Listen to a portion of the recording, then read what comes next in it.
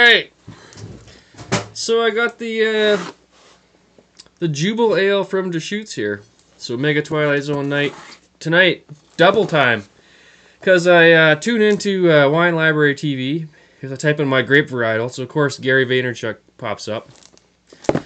And he's drinking Sir Del Los Andes on that review. For this varietal, which was the Torrontés from Argentina. 13.5%. So just did that one. Trying new wine varietals, new grape varietals from different countries. Good advice.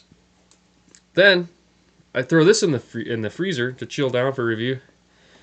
Massive Beer Reviews, Massive Beer Reviews. Just posted one like an hour, maybe an hour. So I clicked into the channel. I was like, shit.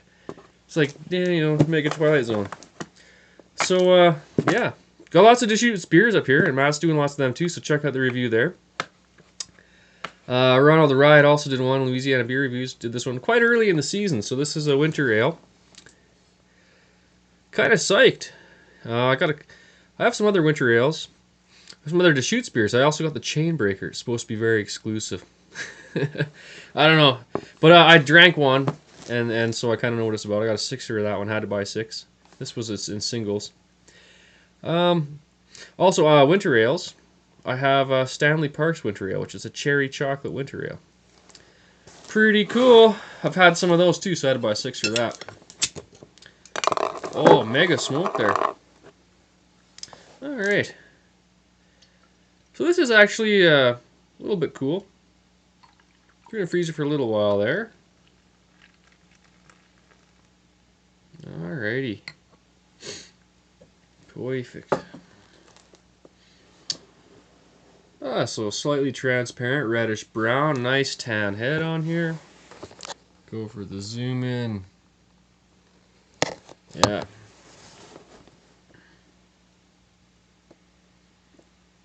Wow. A nice nuttiness, nice warm, inviting, kind of a typical brown ale aroma, but kind of a nice mellower, nutty aroma. A little bit of sweetness. And a little bit of a very like warm American style spice. This is not curry in here. This is like something you'd put in some type of dessert. Something to go well in your hot cocoa or something. So.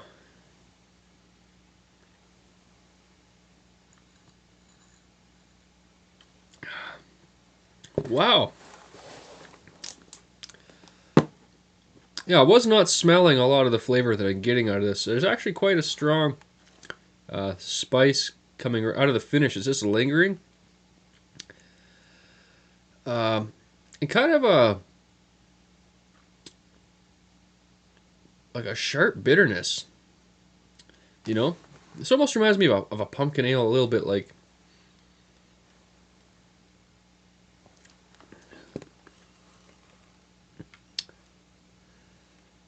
Yeah, it's definitely got a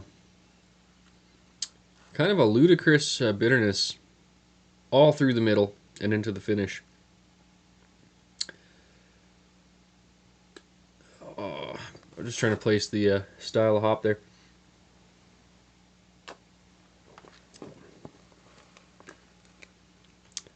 It's hard amongst all those spices to actually get the hop variety that I think that is. Big time bitter. Big time bittering hops in here. But nothing too floral like for dry hoppage or anything like that. It's almost like they took an IPA hop and just used it as a bittering hop. Really, that's kind of what I'm seeing it like. It's like they bittered it with Bravo. Or something really kind of strange. But now that I'm getting used to it, that's kind of gone away. Just nutty holiday spices, hot cocoa type stuff. I don't recognize them. I typically cook with a little more. I don't cook like my mom. We'll put it that way. So I use different type. I spice the shit out of stuff, but I typically like chilies and stuff and different barbecue sauces and things like that.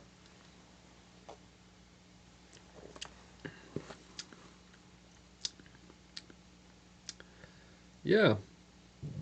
Actually, this tastes like more like what your grandma would cook with than your mom.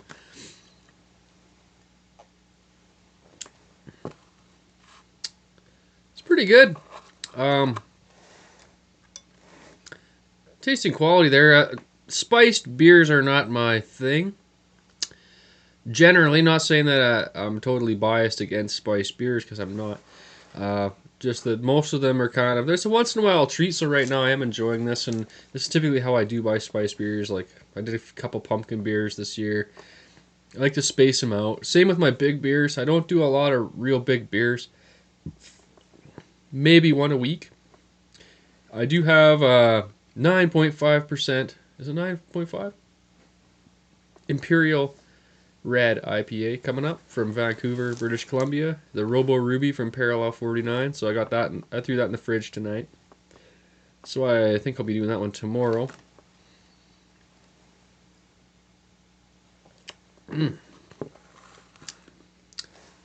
Well, it's fairly dry in the finish. Fairly clean. Spices going on down the middle. Very kind of peculiar hop action. It is definitely what I would consider like an IPA style, like floral type hop. Maybe what some people would throw in a red ale. There are some red ale hop disasters going on as we speak. Came across one a couple weeks ago, and I actually ruined the only batch of beer I ever ruined in my life was from someone had donated some red ale hops. And I think that you really need to. There's a pretty wide variety with red ales. Like there's the Belgian reds, and then there's just what I was thinking more like just like an amber ale kind of thing, you know. And I put it, and I think these were the Belgian style. And I have seen other. Did a brew from Montana that was a little bit awkward.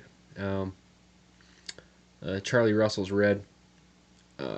Bit strange. Maybe you'd like that beer. I don't know, but it was the same hop. I swear that ruined a bunch of our beer. A bunch of guys got these hops. We just threw them in these beers, and it did. I've never. You think I'd be here confessing that I lost beer to infections or something like? No, just wrong hop variety. You couldn't drink it. It was disgusting. So beware of the red ale hoppage. This hop is very familiar, and I've drank it in another beer lately. A lot of familiar things going on here. I'll have to give it a rate. Mega lacing. Seriously, though. Look at that. Nice. Not typically my bag, but quality overall. It's tasting... I'm liking it the more I drink it. It's really starting to grow on me. Maybe I should take another sip before I rate it.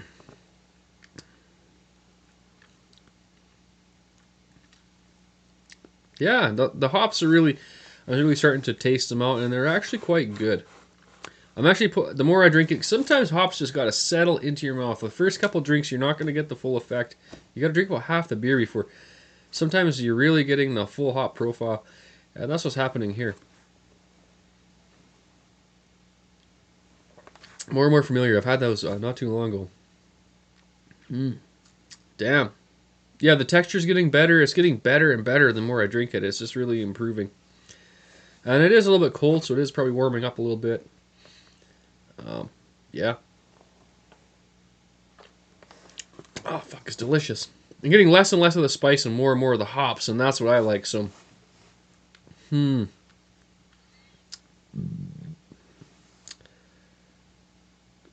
I'll throw it a 9 out of 11. Seriously. Yeah, not a Spinal Tap, but I'm really, really liking this. So I really wanted to do a couple winter ales. I'm not finding a whole lot that are reasonable for me to pick up price wise or whatever. That look good. You know, I'm not just because it's a winter ale, I'm not gonna buy it. Has to be a winter ale that I think is gonna be good. So, yeah, lots of luck from Deschutes. Wasn't a big fan of the Black Butte Porter. It wasn't that it was bad, it's just that I have high expectations out of porters. And a lot of the other ones are pretty good. So if you're going to go down the Deschutes road, if you like IPAs, the Inversion IPA is fucking awesome. Mirror Pond Pale Ale was okay. Pretty good. And I really like the Obsidian Stout because it was basically West Coast, like, Cascadian stout. It's fucking awesome. And I think those are my favorites. But this one's really good too, really solid. Like you can see like the lacing. Like I said, no problem at all with the hops I threw in here. It's really cool. Chainbreaker. I'm doing that one next. I think that one's going to be the weirdest one for me because I was really excited. White IPA, yeah, and I just didn't read the fine print. Not that it would have stopped me from buying it probably anyway. But it's a Belgian white IPA, so I was just thinking white IPA, but it wasn't that. Alright, I've milked this way too long. I gave it 9 out of 11.